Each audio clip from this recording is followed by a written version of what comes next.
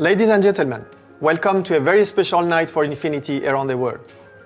Today we will raise the curtain on the all-new QX55, heralding the brand's return to the luxury crossover coupe segment. Since its inception, Infiniti has blazed its own path. We are a brand that believes a car should make a bold statement, connect with the driver, and be part of the way you express yourself to the world. Daring designs with power and technology to match is what Infiniti is famous for. Years ago, we created a segment of our own with the iconic Infiniti FX. And tonight, we resurrect that iconic silhouette with a modern twist in the stunning all-new QX55. More than just a daring design, the QX55 is provocative. It's a vehicle for those with the confidence to take a less conventional path and make a statement. Well, Eric, what a great night. How are you feeling? I feel amazing. I mean, really, launching QX55, which is not a car you can launch every day. It's really spectacular. After so many nights and days of working, we get to see it complete.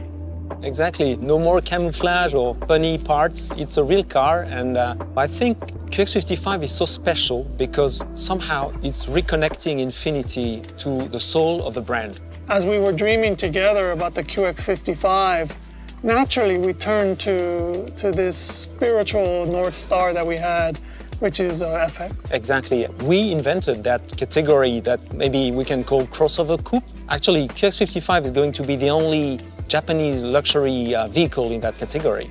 As a Japanese premium brand, I think we're bringing a different kind of feeling of luxury. You know, we're very fortunate that we have QX55 to show that new tonality. From the beginning, this is a kind of designer's dream project because we knew that the company and the brand needed something very provocative. At a glance, we wanted to create this silhouette, which was, yes, personal, but very dynamic, where the rear is a bit powerful. The fender, you can feel the mass of the fender, and the piano key tail lamps were really helping make this complete kind of arresting, at a glance, aesthetic. This car is really amazing from its styling, but we are a performance brand, right? And this car will also be very true to this DNA.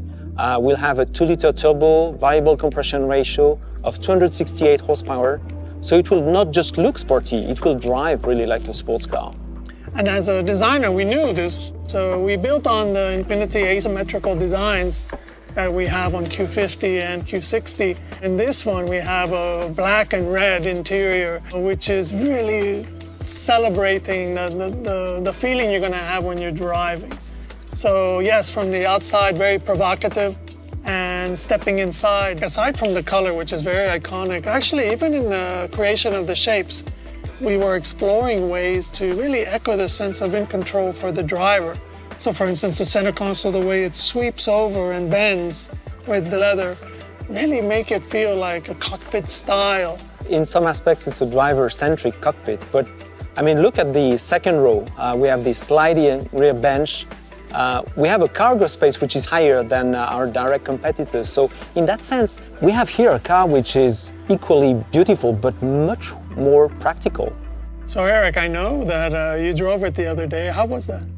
Yeah, actually, we've been very lucky to drive QX55 quite intensively through the last month, and from the intelligent all-wheel drive system, which is fitting the car standard, but also the large color heads-up display gives you a very, very high-tech feeling.